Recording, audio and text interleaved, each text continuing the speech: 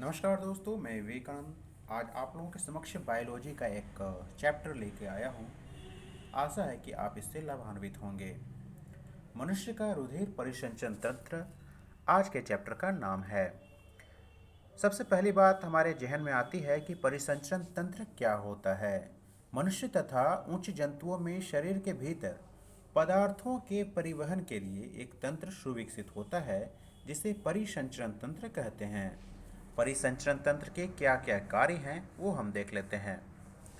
यह पोषक पदार्थों का परिवहन करता है। यह नाइट्रोजनिक पदार्थों का भी परिवहन करता है। यह हार्मोन का अंतःस्रावी ग्रंथि से लक्षित अंगों तक परिवहन करता है। और यह फेफड़ों से शरीर की कोशिकाओं तथा ऊतकों तक ऑक्सीजन का परिवहन करता है। तो परिवहन तंत्र के ये कार्य होते हैं। शरीर के अंदर जो भी एक पदार्थ शरीर के दूसरे लक्षित अंग तक पहुंचना है, चाहे वो हार्मोन के द्वारा हो, चाहे उसका रक्त से संबंधित है या ऑक्सीजन का हो, और हम लोग जो खाना खाते हैं उसका जो पौष्टिक पदार्थ होता है वो पूरे शरीर में फैलाने का कार्य भी परिसंचरण तंत्र का ही है। परिसंचरण तंत्र कितने प्रकार के होते हैं? तो परिसंचरण तंत्र दो प्रकार के होते हैं। एक है खुला परिसंचरण तंत्र, ओपन सर्कुलेटरी सिस्टम, और दूसरा है बंद परिसंचरण तंत्र, जिसे क्लोज्ड सर्कुलेटरी सिस्टम कहते हैं। पहला देख लेते हैं खुला परिसंचरण तंत्र। परिसंचरण तंत्र में रुधिर कुछ समय के लिए रुधिर नलिकाओं में उपस्थित रहता है। तो खुला परिसंचरण तंत्र में क्या होता है? रुधिर जो है कुछ समय के लिए रुधिर नलिकाओं में उपस्थित रहता है।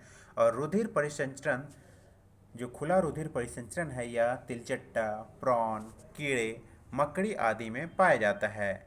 इस प्रकार के रुधिर परिसंचरण तंत्र में रुधिर परिसंचरण चक्र कम समय में पूर्ण हो जाता है। जैसे कि तिलचट्टे में रुधिर परिसंचरण तंत्र केवल 5 से 6 मिनट में ही पूर्ण हो जाता है। दूसरा है बंद परिसंचरण तंत्र, यानी कि क्लोज्ड सर्कुलेटरी सिस्टम। इस प्रकार के परिसंचरण तंत्र में रुधिर जो है वह बंद नलिकाओं में बहता है। इसमें रुधिर अधिक दाब एवं गति से बहता है। इसमें पदार्थों का आदान प्रदान उत्तक द्रव यानी कि टिश्यू फ्लूइड के द्वारा होता है। इस प्रकार का परिसंचरण तंत्र सभी कशेरुकों में पाया जाता है। मनुष्य में विकसित बंद तथा दोहरा परिसंचरण तंत्र पाया जाता है। अब हम बात कर लेते हैं मनुष्य के परिसंचरण तंत्र की, ह्यूमन सर्कुलेटरी सिस्टम। मानव शरीर में बंद एवं दोहरा परिसंचरण तंत्र होता है। यह परिसंचरण दो अवयवों से निर्मित होता है। पहला है रुधिर और दूसरा हो जाता है लसिका।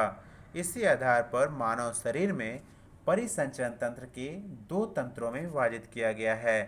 पहला है रुधिर परिसंचरण तंत्र, दूसरा है लसिका परिसंचरण तंत्र। सबसे पहले हम बात कर लेते हैं रुधिर परिसंचरण तंत्र के बारे में। मानव में रुधिर परिसंचरण तंत्र की खोज विलियम हार्वे ने 1628 ईस्वी में की थी। रुधिर परिसंचरण तंत्र को हार्ट संवहनी यानी कि हृदय संवहनी तंत्र भी कहा जाता है। रुधिर परिसंचरण तंत्र के अंतर्गत निम्न में 4 भाग होते हैं। पहला हृदय, दूसरा धमनियां, तीसरा शिराएं तथा चौथा रुधिर वाहिनाएं।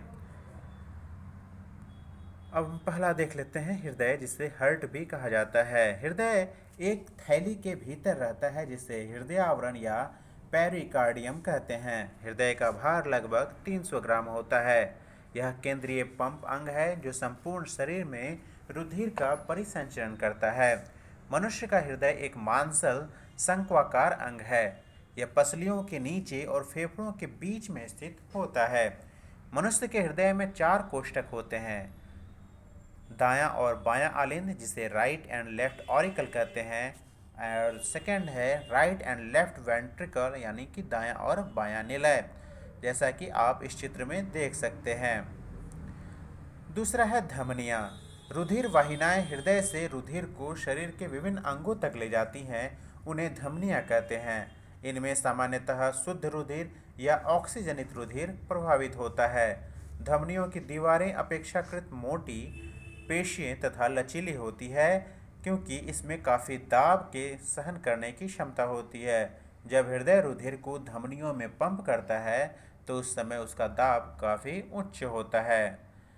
इसी में एक फुफ्फुसीय धमनी होती है जो कि अपवाद है, जिसमें अशुद्ध रुधिर या विऑक्सीजनित रुधिर प्रभावित होता है। शिराएं, जिसे इंग्लिश में वेन्स कहते हैं, वे रुधिर वाहिनाएं जो शरीर के विभिन्न अंगों से रुधिर को हृदय की ओर वापस लौटाती हैं, वे शिराएं कहलाती हैं। इनकी भित्ति पतली होती है।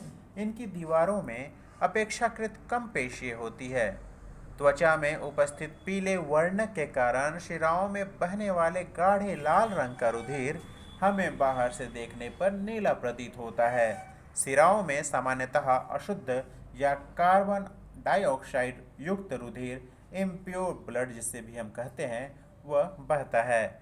इसका भी एक अपवाद है, फुफ्फुसेरा यानी कि पल्मनरी वेन, जिसमें कि शुद्ध रुधिर या ऑक्सीजन युक्त रुधिर बहता है।